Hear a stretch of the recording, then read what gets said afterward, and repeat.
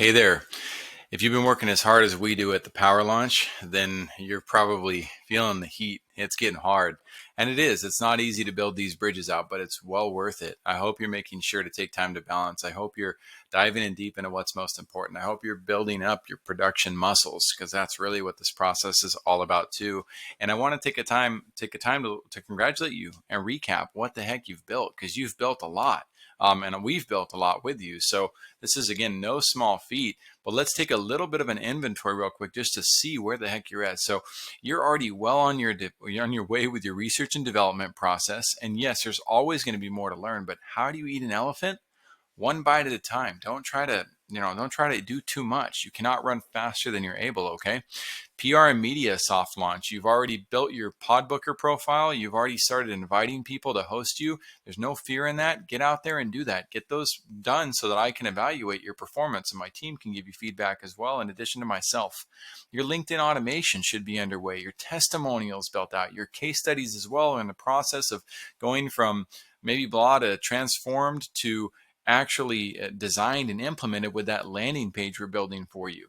The Facebook ads and YouTube ads, you have your foundation laid and those forms submitted. You've got the social media power posts going out on your behalf on both your brand or on our brand, depending on the package that you're on.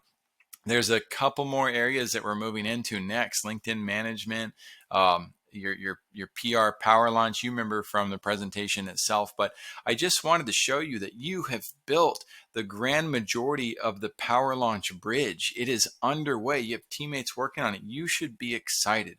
If you're overwhelmed, you're stressed, you're feeling anxiety, take a walk, get a break from that. I once heard advice that if you're in a fight in your relationship, then always practice the 24-hour rule. Make sure to see, were you hungry or were you tired? If you get some sleep and you get some food, sometimes it just all goes away. It's very natural to rely on our survival instincts and to feel a sense of panic. So if that's you, if you're not feeling the victory of all that you've been accomplishing and all that's being built, then perhaps you're looking at everything a little bit too far under the microscope. Perhaps you're a little bit too close to the project and you need to take a step back and realize that, wow, all of these elements are coming together to form this bridge. And what you've built is huge. And granted, the bridge isn't finished, so it's not going to be super easy to convert people. But imagine somebody coming along this bridge and they get to this point, and now they've got to jump to get the rest of the way to convert with you. Well, that's way better than before when you didn't have any of this stuff launched, or all of your stuff was just in shambles and wasn't connected together.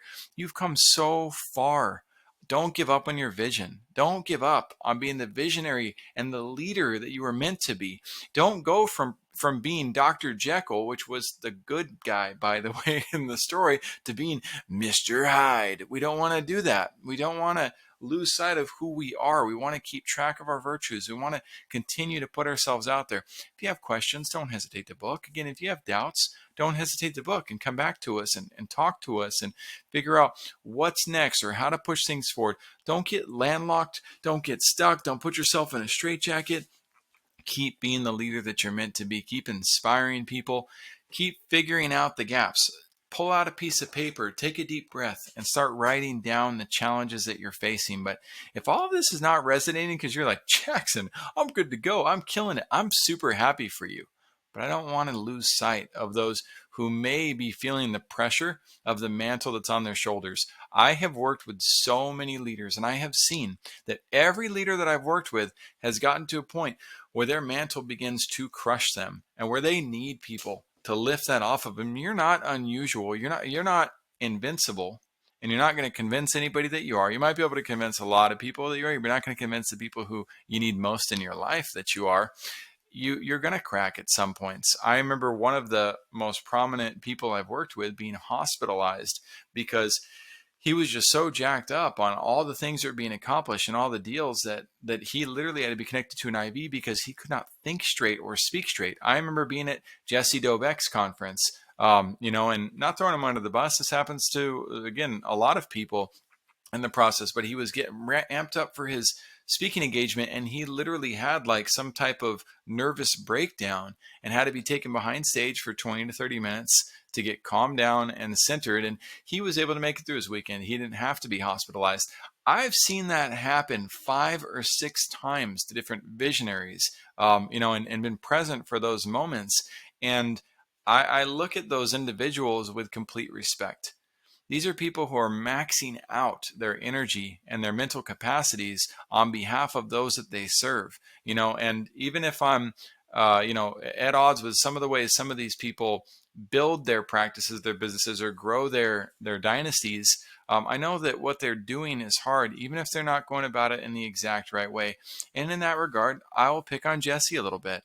I really like Jesse as a person. I obviously love him as a brother, but he really exposed himself in a certain regard, talking about how badly he wants to be the next Tony Robbins.